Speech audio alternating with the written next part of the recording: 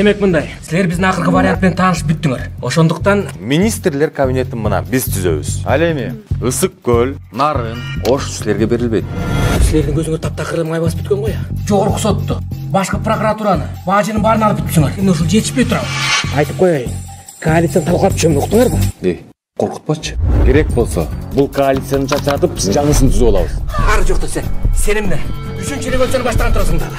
Ооба, антип да коюш оңой. Ошондо ак үйдө коркуп калчылдап отурганы эскен чип кеттиби я. Силердин доор бүттү. Эми мына баардыгын биз башкарабыз. Сен деп дөрүп жатасың.